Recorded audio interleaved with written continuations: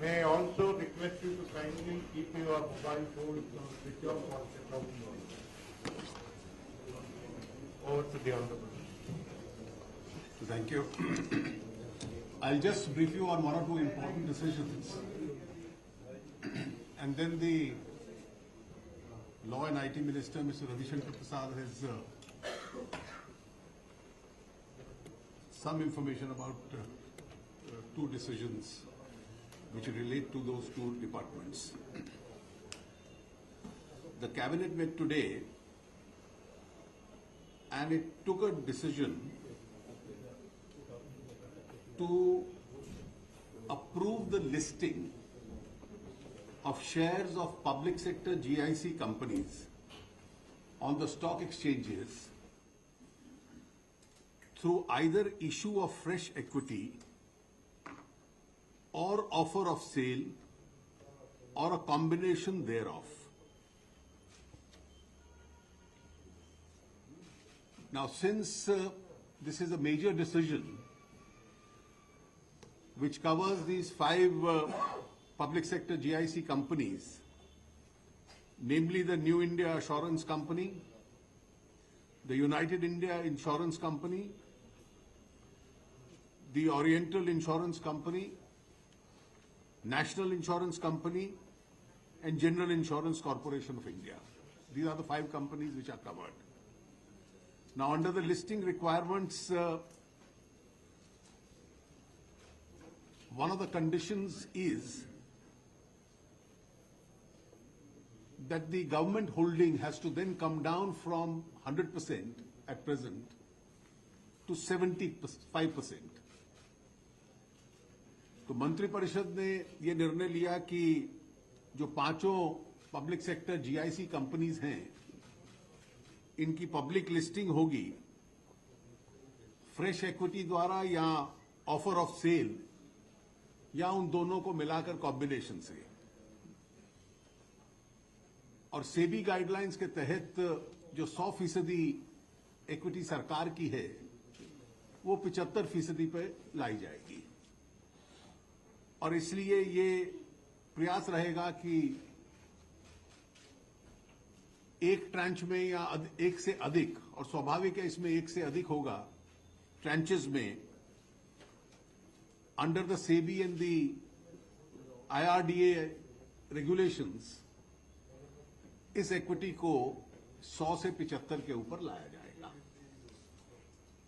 ये वैसे announcement policy के तौर पर पिछले वर्ष बजट में हुई थी और आज मंत्रिपरिषद ने after consultations of all ministries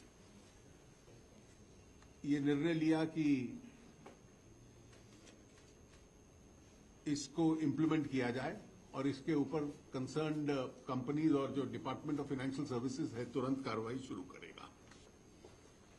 एक दूसरा निर्णय था कि इसका संबंध एमएसएमई सेक्टर से है। इसकी घोषणा शायद इसका 31 दिसंबर के अपने भाषण में माननीय प्रधानमंत्री जी ने की थी कि जो क्रेडिट गारंटी ट्रस्ट है उसके जो साधन हैं 2500 करोड़ के, उसमें सरकार 5000 करोड़ और डालेगी और उसको 7500 करोड़ पे लेकर जाएगी। इसके पीछे उद्देश्य ये है कि जो क्रेडिट गारंटी स्कीम है, प्रधानमंत्री जी की घोषणा के अनुसार उसको 1 करोड़ से बढ़ाकर 2 करोड़ तक किया जाएगा। और ये माइक्रो और स्मॉल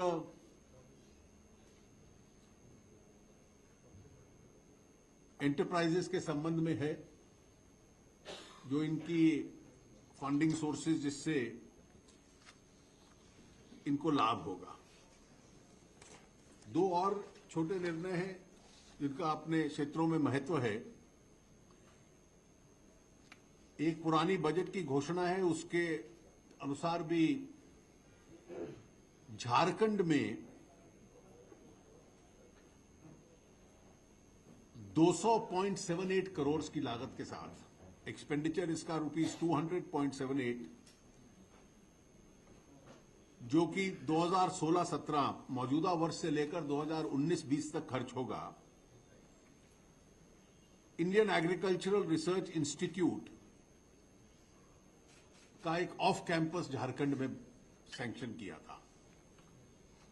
उसके लिए जो सारी फाइनेंशियल प्रावधान है उसको आज अप्रूव किया गया। इसके अतिरिक्त दो और आपको बताने लायक निर्णय हैं जो श्री रविशंकर प्रसाद जी आपके समक्ष। अरुण जी, मित्रों, एक मेरे कानून विभाग से संबंधित निर्णय है। ओल्ड कानून को रिपील करें, ये सरकार की प्राथमिकता रही है। We must repeal the old redundant laws and 2-member committee was constituted by the PMO and 1,824 laws were identified, out of which 1175 have been repealed already. 1175. 227 कानून स्टेट गवर्नमेंट के द्वारा रिपील होने हैं, क्योंकि उनके कानून हैं, जिसमें 21 रिपील हो चुके हैं, बाकी को हम फॉलो कर रहे हैं। और आज कैबिनेट ने 105 और कानून को रिपील करने का फैसला किया है। 105 लॉज मोर ओल्ड लॉज, और बाकी लॉज को और जल्दी करना है। उसमें हमने सारे अपने विभाग के लोगों को निर्देश दिया है। It is extraordinary effort in minimising governance loaded by redundant laws, ये विषय बताना था। तो एक दूसरा बहुत ही महत्वपूर्ण विषय है कि हम चाहते हैं कि हिंदुस्तान, ये मैं इलेक्ट्रॉनिक्स मिनिस्टर के रूप में विषय आपको बता रहा हूं, कि भारत इलेक्ट्रॉनिक मैन्युफैक्चरिंग का एक हब बने। और मैंने यहां मुझे आपको बताना था कि भारत में लगभग 108 करोड़ मोबाइल फोन है। तो हमने अरुण जी से आग्रह किया था कि भारत में ये बने, और आपको मालूम है आईटी पर 0 ड्यूटी है बिकॉज ऑफ इंटरनेशनल ऑब्लिगेशंस। तो अरुण जी ने कृपा की थी कि ड्यूटी डिफरेंशियल दिया था। और आज मुझे आपको बताते हुए खुशी हो रही है कि भारत में पिछले 1.5 साल में 42 मोबाइल मैन्युफैक्चरिंग कंपनी आ गई और 30 कंपोनेंट मैन्युफैक्चरिंग कंपनी आ गई जो स्टार्टर, बैटरीज आदि बनाती है। And Noida and greater Noida is emerging as a big hub. लगभग 17-18 वहीं आई है, बाकी देश भर में आई है। इलेक्ट्रॉनिक मैन्युफैक्चरिंग में हमारी सरकार जब आई थी तो सिर्फ 14,000 करोड़ रुपए का पूंजी निवेश हुआ था, और मोदी जी की सरकार में मेक इन इंडिया के कारण 1,26,000 करोड़ रुपए के प्रपोजल्स आए। और भारत दुनिया की सारी बेस्ट कंपनीज जो है, LG electronics, Bosch automotive, Nidec, Flextronics, Salcomp, Samsung, ये सब हिंदुस्तान में आ गई हैं। तो हमारे प्रधानमंत्री जी और वित्त मंत्री जी का जो इसमें एक बहुत ही कोऑपरेटिव एटीट्यूड रहा है, उसका एक बहुत ही बड़ा, और विभाग के इनिशिएटिव का, आज हमने एमसीड स्कीम को थोड़ा मॉडिफाई किया है। जो हम अपने इंसेंटिव देते हैं इलेक्ट्रॉनिक मैन्युफैक्चरिंग को, उसके अंतर्गत हमने 3 फैसले किए हैं कि हम मार्च 18 तक प्रपोजल्स को एक्सेप्ट करेंगे।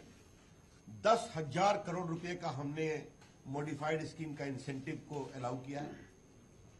और अगर $1 बिलियन से अधिक का इन्वेस्टमेंट होगा, 6,000 करोड़ से अधिक का, तो कैबिनेट सेक्रेटरी की अध्यक्षता में एक हाई पावर्ड कमेटी उसको अप्रूव करेगी। And the companies seeking modified incentive can get it 5 years from the date of start of production approval. तो ये सारी बड़ी महत्वपूर्ण फैसले हमने किए हैं। और हमारी योजना है कि भारत को दुनिया के इलेक्ट्रॉनिक मैन्युफैक्चरिंग का एक बड़ा हब बनाया जाए। अभी हम लगभग 1 लाख लोगों को डायरेक्ट काम दे रहे हैं मोबाइल में ही, और 2 लाख लोगों को इनडायरेक्ट काम दे रहे हैं। और एक अंतिम विषय आपको कहना है, the share potential of electronic manufacturing. अभी हमारे आईटी सेक्टर में $150 बिलियन का इन्वेस्टमेंट है, 8.5 लाख करोड़ जो टोटल इसका रोल ओवर है। सिर्फ इलेक्ट्रॉनिक मैन्युफैक्चरिंग हार्डवेयर में it will be 500 billion 35 lakh crore in the coming 5 to 10 years, और लगभग हम 3 करोड़ लोगों को नौकरी देंगे। तो ये इसकी पोटेंशियल है। तो इसके इलेक्ट्रॉनिक मैन्युफैक्चरिंग को मेक इन इंडिया के अंतर्गत हम बहुत परस्यू कर रहे हैं। और आज का जो मॉडिफाइड स्कीम है वो front end quick clearance and front end quick production start, ये इसका पूरा प्रोसेस है। हम उनको एम्फेसिस देंगे, लेकिन कंपनियां central excise, income tax, service tax सब देंगे। तो एक बहुत बड़ा ये आर्थिक निर्णय है, मुझे आपको बताना। एक अंतिम बात बिफोर वी टेक क्वेश्चंस, आज कैबिनेट में जो हमारा डिजिधन मेला है, इसके बारे में भी सर्वे किया गया, तो खाली आपको रिपोर्ट दे दें। देश में 24 जगह डिजिधन मेला हो चुका है और इसमें काफी संख्या में लोग आ रहे हैं, नए पेमेंट कैसा सिस्टम है, डिजिटल पेमेंट सीख रहे हैं, क्या प्रोडक्ट्स हैं। आपको मालूम है प्रधानमंत्री जी ने एक डिजिटल पेमेंट की ग्राहक लकी योजना शुरू की थी, शॉपकीपर्स के लिए भी। अब तक हमने लकी ग्राहक योजना में 3,81,687 कंज्यूमर्स को अवार्ड दिया है और 21,000 दुकानदारों को दिया है। अंडर द लकी ग्राहक योजना we have given 3,81,687 consumers the award and 21,000 merchants the award. And the total money awarded till date prize money is 60.90 crores. एक बताना था आपको। और हमारे जो CSE चलते हैं वो डिजिटल एजुकेशन का काम कर रहे हैं फॉर डिजिटल पेमेंट के लिए, आपको बताया था मैंने। तो 17 जनवरी तक 1,94,00,000 सिटीजन्स को वो ट्रेन कर चुके हैं, नियरली 2 करोड़, और 5.93 लाख मर्चेंट्स को। और ये आपको जानना जरूरी है कि उनका टारगेट हमने खाली 80 लाख दिया था, आगे the target of 80 lakh they have train 1,94,00,000। This is how things are very positive on the digital payment front. That's all I have to say now. Over from you. When some more decisions are there, we will upload it on the website. Now we will take some questions. Yeah, Lakshman. Company में जो listing करने का फैसला लिया गया है, क्या चालू कारोबारी साल में किसी कंपनी को लिस्ट करने की योजना है? क्या चालू कारोबारी साल में किसी कंपनी को लिस्ट करने की योजना है? देखिए, ये अब प्रोसेस शुरू हो जाएगा और हम प्रयास करेंगे कि जितना शीघ्र हो पाए, क्योंकि निर्णय सारे प्रोसीजरल फॉर्मेलिटीज जो सरकार के भीतर की थी वो समाप्त हो गई है। अब जो लिस्टिंग रिक्वायरमेंट्स सेबी या स्टॉक एक्सचेंजेस के साथ संबंधित है, केवल वो पूरी करनी पड़ेगी। So just an add-on over here.